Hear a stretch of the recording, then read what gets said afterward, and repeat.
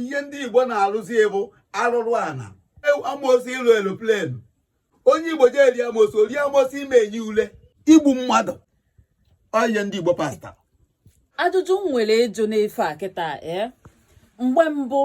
Igbo niile nọkọrọ ọnụ enwere ife dụka na ebe a wụ Enugu ebe a Imo ebe a nka ebe a nka ọkwa eziokwu anọkọrọ ọnụ oke ajụjụ m chọrọ ịjụ bụ etu ekesasizili kedu ka a esi mezie ya maọbụ kedu ife mere eji wee kesasịbi ya etu a kedu ọghọm nkesasị ahụ ekesasịrị na-ebute maka na mgbe ife anyị malụ na anyị bụ ofu abịazie ekesasịwazie ya bụ ife na-ebute ezigbo esemokwu kịta kedu ọghọm ka o butelu ka uru ka nya bụ ife butelu kịta no ada ndị gboo ihe adị ịma na mbizasa enwụrụ agwọ a na-amụ nwa a na-agbasa achọrọ nke ịmalụ mgbe ochie Anambra Enugu Imo Ebonyi Abia bụ East Central State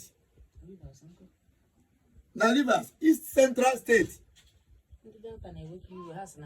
chelụ emechaa olu mgbe ọchịchị bidolu ewee kebe steeti Enugu na Anambra na Imo bụ one steeti capital ha bụ gịnị bụla Enugu emechaa ekepụta Imo na Anambra Imo na Abia kwụrụ Anambra na Enugu na Ebonyi kwụrụ emechaa a na-ebisa na-abawanye ekepụtakwa Imo na Abia kepụta Anambra na Enugu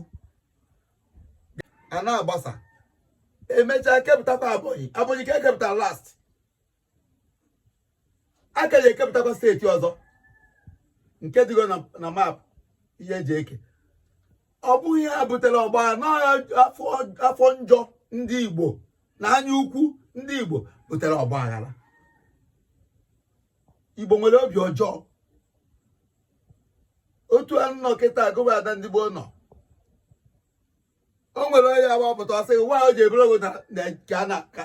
na-efichọ o nwekweghị ọzọ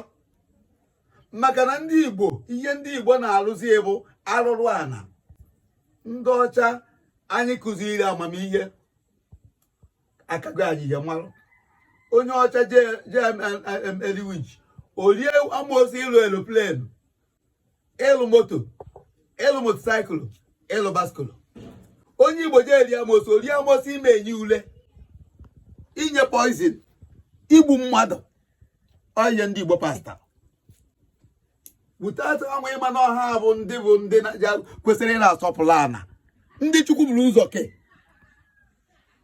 bifo okebe onye ọbụla ndị ọbụla ka mgbe ọ bụrụ na ha bi n'obi Igbo asị ṅụ anawara m obodo oyibo jee chọọ ebe nje setụrụ mana anaghị akpụga ndị ego na nkweke so ihe anyị na-akwụ gbasara mbisa abụghị ihe ọjọọ mana anyị ghọtara ya asị ihe ọjọọ because obi ọjọọ anyị butere ya asị ihe ọjọọ mgbe kịta a na-achọkwa ikepụtakwa steeti ọzọ from Anambra and Imo Enugu steeti iche echiche Enugu steeti ruru 2 steeti Ebonyi steeti